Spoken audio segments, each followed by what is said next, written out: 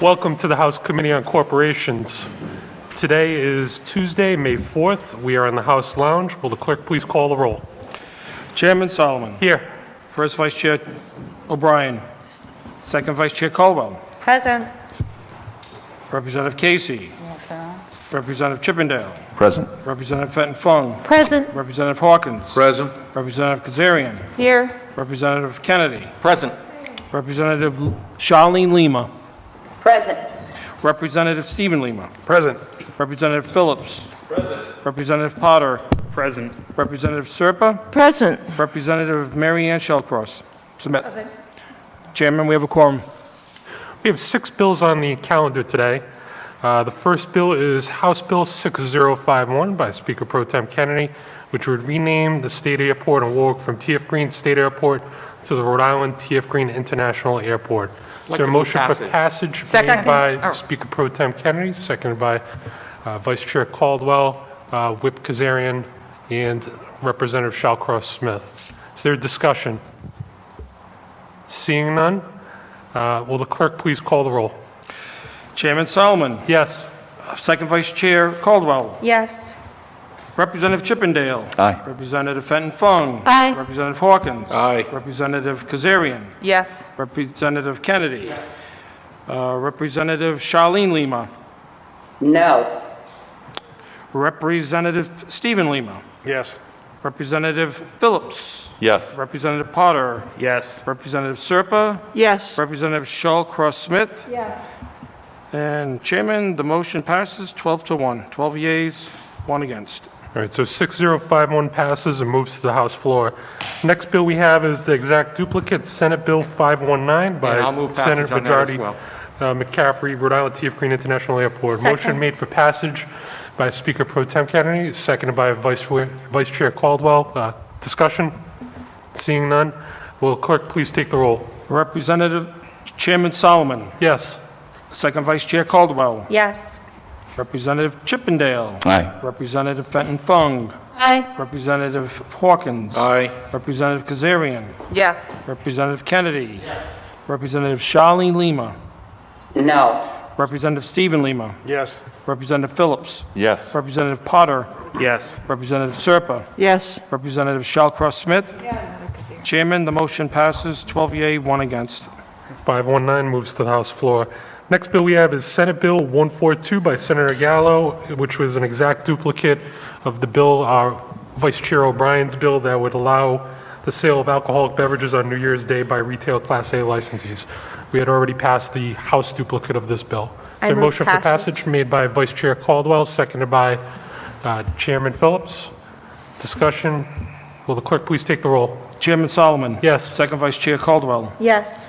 Representative Chippendale. Aye. Representative Fenton Fung. Aye. Representative Hawkins. Aye. Representative Kazarian. Yes. Representative Kennedy. Representative Charlene Lima. Yes. Representative Stephen Lima. Yes. Representative Phillips. Yes. Representative Potter. Yes. Representative Serpa. Yes. Representative Shallcross Smith. Representative Casey. Yes. Chairman, the motion passes 14-0. All right, Senate Bill 142 passes and moves to the floor. Representative Casey, would you like your votes recorded in the affirmative on the first 2 items? I would, sir. Thank you. So ordered. The next bill we will go to is House Bill 6266 by myself, which would vacate the forfeiture or revocation of the charter of Emmy, O'Brien and Sons Incorporated. It's a good bill and move passage by Speaker Pro Tem Kennedy, seconded by Representative Hawkins. Will the clerk please take the roll? Chairman Solomon. Yes. Second Vice Chair Caldwell. Yes. Representative Casey. Yes. Representative Chippendale. Aye. Representative Fenton Fung. Yes. Representative Hawkins. Aye. Representative Kazarian. Yes. Representative Kennedy. Representative Charlene Lima. Yes. Representative Stephen Lima. Yes. Representative Phillips. Yes. Representative Potter. Yes. Representative Serpa. Yes. Representative Shallcross Smith. Chairman, the motion passes 14-0. 6266 passes and moves to the floor. Is there a motion to hold the remainder of bills for further study? Made by Representative Potter, seconded by Representative Phillips. Will the clerk please take the roll? Chairman Solomon. Yes. Second Vice Chair Caldwell. Yes. Representative Casey. Yes. Representative Chippendale. Aye. Representative Fenton Fung. Aye. Representative Hawkins. Aye. Representative Kazarian. Yes. Representative Kennedy. Representative Charlene Lima. Yes. Representative Stephen Lima. Yes. Representative Phillips. Yes. Representative Potter. Yes. Representative Serpa. Yes. Representative Shellcross Smith. Chairman, the motion passes 14-0. All right, so the bill passes and moves to the House floor. The first bill that we will take up today is House Bill 6265 by Representative Amore, who's here virtually. And this bill would enact the Rhode Island Limited Partnership Act to govern the law of limited partnerships in the state and repeal Chapter 12 of Title VII entitled Limited Partnerships, effective 1/1/22. Representative Amore. Thank you, Chairman Solomon and members of the committee. This bill is presented on behalf of Secretary Gorbea and the Secretary of State's office. What it does is it updates our limited partnership law to reflect modern business practices by providing greater management and operational flexibility, as well as liability protections for partners. Currently, our law is outdated, unclear, has led to many legal challenges, and is burdensome for our many businesses. I am sure there is someone from the Office of the Secretary of State to answer any specifics, but this is an update of the Uniform Limited Partnership Act already on the books. Thank you, Mr. Chairman and members of the committee, for your time. Thank you. Are there any questions for Representative Amore? Seeing none, thank you for your testimony. First up, we will go to Secretary of State Nellie Gorbea. Secretary of State Nellie Gorbea, you are on the air and in front of the House Committee on Corporations. Welcome. Thank you, Chairman Solomon. Thank you very much, and members of the committee. I really appreciate this opportunity to come before you tonight to discuss the revised Uniform Limited Partnership Act. You know, simply put, this bill would make Rhode Island a better place to do business by setting clear guidelines and modernizing laws that really haven't been touched in decades. So, and I would like to especially give a strong shout out and appreciation to Representative Amore for introducing this bill. He did a great job, I know, sort of going over it. And basically what he said is, you know, that the legislation would give a clear source of statutory authority for issues related to limited partnerships in our state. So, you know, right now, Rhode Island's limited partnership laws are based on legislation that was drafted more than 4 decades ago. I mean, think about what some of you, the chairman might not even remember, like 4 decades ago, because he may not have even been around. But I can tell you that a lot has changed in those 4 decades. House Bill 6265 would update our laws to legislation from this millennium. And what it would do is it would enact the 2001 Revised Uniform Limited Partnership Act, which would provide a comprehensive update to our existing limited partnership laws. Rhode Island adopted the 1976 version of the Act in 1985. And it would also put Rhode Island in line with 21 other states and the District of Columbia that have adopted the revised act. Now, my office, as is our policy, has worked closely with others in getting to this today. So we work closely with the Business Organizations Committee of the Rhode Island Bar Association and the Uniform Law Commission so that the bill's specifics are actually tailored to Rhode Island's needs and realities. Additionally, I know that members from the Commission will be calling in to provide more specifics on the bill and to help answer any technical questions that the committee might have. But, I just wanted to make sure that I stepped in and said that, as your Secretary of State, one of my main goals is to make sure that our state is a predictable place to begin, maintain, and grow a business.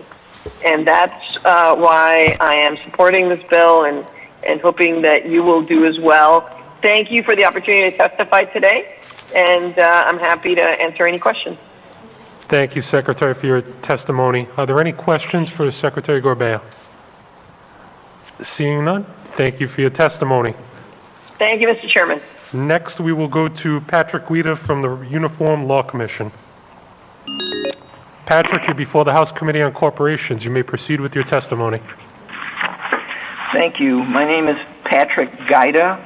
Tom Hemmendinger and I are Rhode Island General Assembly appointed members of the National Uniform Law Commission, and I want to thank you for considering House Bill 6265. Many of my comments were already covered by Secretary Gorbea, so it will be unnecessary for me to repeat a number of comments, but I direct you to the written testimony that I submitted if you'd like a comprehensive review of what's being covered by our presentation. I would also commend you to the documents that were attached to the written testimony. Those include documents that were originally prepared by the Uniform Law Commission. They are identified as a summary, and the second short document, they're both just 2 pages, is labeled Why Your State Should Adopt the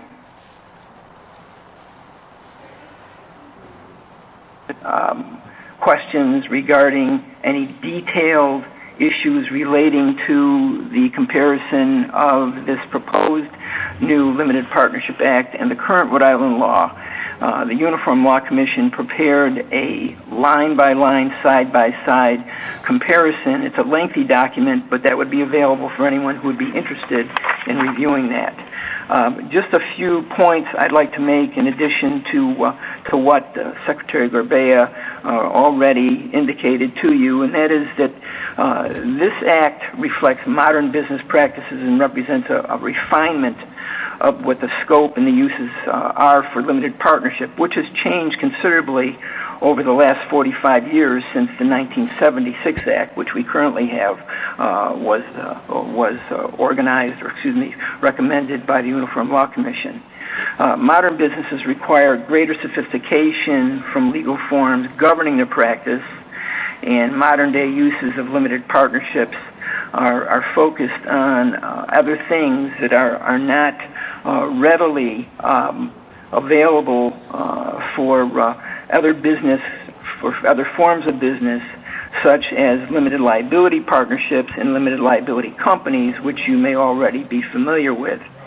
The ULPA incorporates many provisions from the Uniform Partnership Act and some from the Uniform Limited Liability Company Act.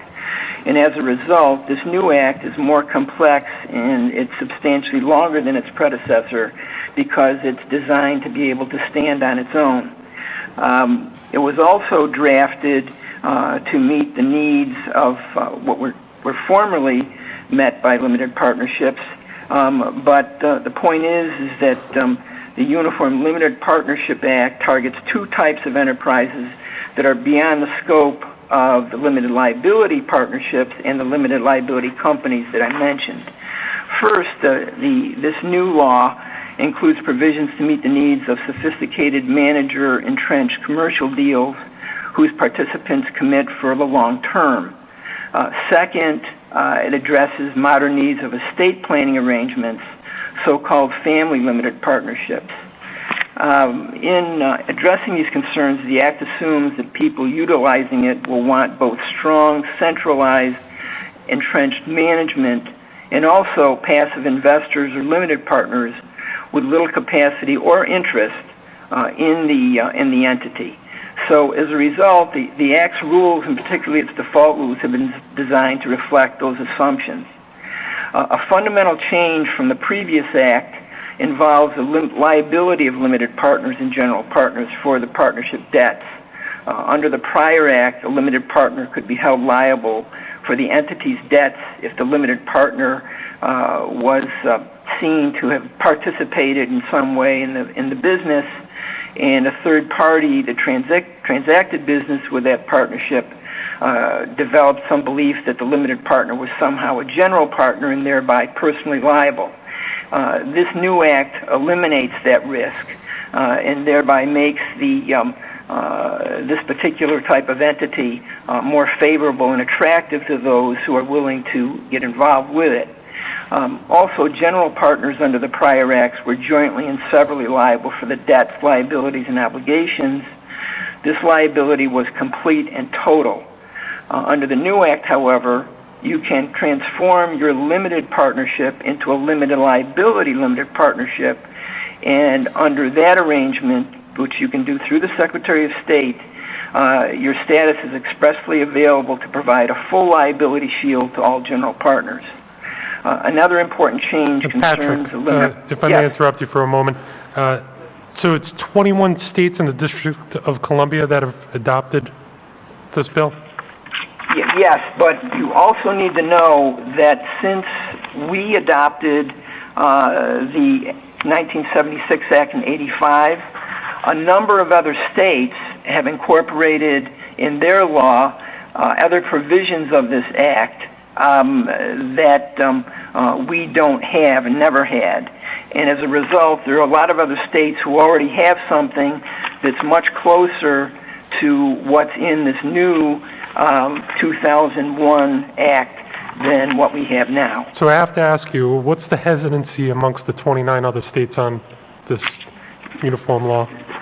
The other 29 states, as I indicated, have already enacted changes to their law, which brought it closer to what we are proposing now, but did so before the 2001 Act came out and was promulgated by the Uniform Law Commission. Okay, great, thank you. Are there any questions for the witness? Seeing none, thank you very much for your testimony. If anything comes up, we'll be sure to follow up with you. Our legal counsel will follow up with you. Very good, Thank you, Patrick. And that concludes testimony on House Bill 6265. Next, we will go to House Bill 5680 by Chairman McNamara. This would increase the levy on total construction costs that cities and towns may charge for building permits, and directs that 50% each of the levy be transmitted monthly to the Department of Labor and Training for workforce training. Now, the first witness we have on this bill is Bill Walsh from the Rhode Island Builders Association. Billy, you're before the House Committee on Corporations. You may proceed with your testimony. Thank you, Mr. Chairman and members of the committee. Bill Walsh on behalf of the Rhode Island Builders Association, here in strong support of Chairman McNamara's legislation to create a dedicated funding stream for construction workforce training. As many other industries that are also struggling to get back in full strength here coming out of COVID, we've also recognized that we've had an aging workforce, and we need additional support to help provide the skills and training to continue to meet the need of the market here in developing and renovating and improving our housing stock in Rhode Island. And so what the industry has come to the table with tonight here is an opportunity to have us, be with you in a budget neutral way, whereby we are assessing a small fraction of a fee on permits in order to fund a construction workforce training account with the Department of Labor and Training. And this will go a long way to supplement the great work that we've already seen produced via the Real Jobs Rhode Island program. And so we decided to use this approach as we've seen the success of how this minor fee increase has been applied when the municipal electronic permitting system was developed. And so we decided to build upon this platform and provide a slight increase. It's adding 0.1% to the existing 0.1%, limited to $50 when it comes to residential construction, to the permit fees. It's collected and remitted. It's collected by the municipalities and remitted to DBR as it's currently done. And then DBR would shift the additional fee that we're adding here over to the construction workforce training account at the Department of Labor and Training, which we exempt from indirect cost recoveries as well, so that we can maximize the value of the industry stepping up to the table here and providing workforce training grants so that we can provide new opportunities as well as upskill our existing workers, as well as invest in state and local building officials training as well. And so while this is not specific to the Builders Association or our members, this applies, the department can provide these grants to anybody in the construction workforce. And so we think it's a great investment for us to step up to the table and put this fee to fund our future and help improve Rhode Island and build on the great success of real jobs. And so with that, I'm happy to answer any questions. Thank you. Are there any questions for the witness? Representative Phillips. Thank you, Chairman. Bill, I've been reading it a little bit. I know it's a little wordy in that, so you had just said that a maximum of $50 for the residential. I didn't hear you catch if you had said what the maximum for the commercial side was going to be? Thank you, Representative.